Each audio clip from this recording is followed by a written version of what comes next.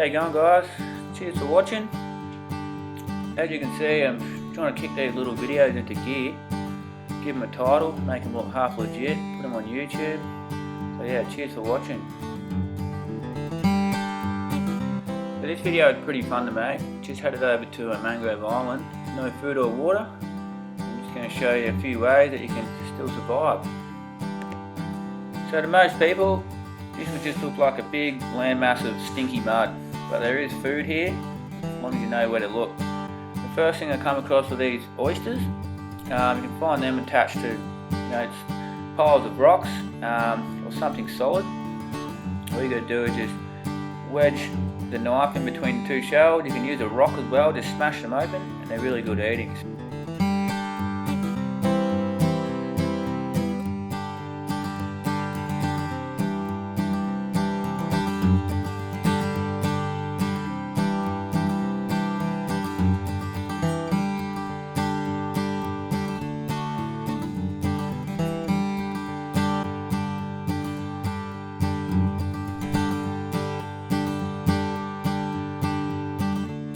After an appetizer of oysters, I was looking for the main. Around these mud flats, you get a shitload of stingrays. Now look, if you don't agree with killing stingrays, look away now, but it's completely legal as long as they're not a protected species. So you want to make sure that you pick the right size, not too big, not too small, just enough to give yourself a good feed.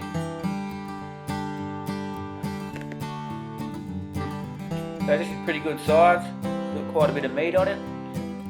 First thing you want to do is disarm that tail with the venomous spine, and then just cut him open there under the mouth and give him a quick death.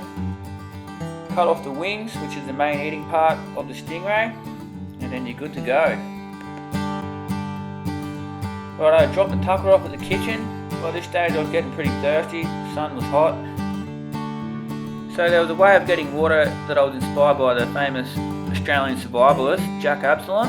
So what you do is you get salt water, you put it into a metal container, you shove plastic tubing into the hole above it, make sure it's airtight, you put it onto a fire or gas burner like I've got here, you wait for the salt water to boil, and then the steam will build up in the tube, run down and into my cup as fresh water, leaving the salt behind.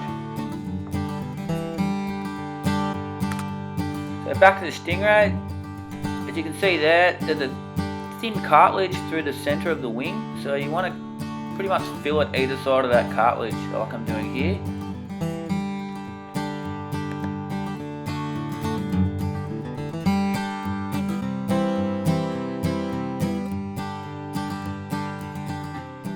So I just use the one wing here, save the other side for dinner. So little chunks just like that. I just use vegetable oil, shallow fried for about 5 to 10 minutes.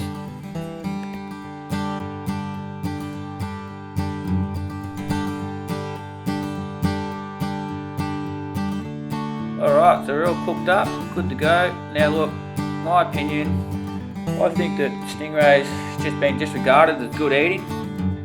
I think we're all just being a bit too picky. So a bit of salt and my beloved sweet soy sauce. Easiest way to describe it. So it's for those Victorians out there. So it's just like flake. So flake's just another term for gummy shark or shark.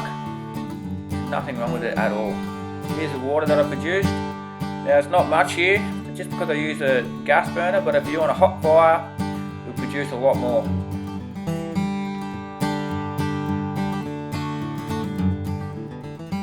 Now one thing I say yes to is single-use bark. Easy as that. Now in the heat of the day and with a full belly, the best thing to do is to sit down in the shade with your book in the bush. Cheers for watching, guys.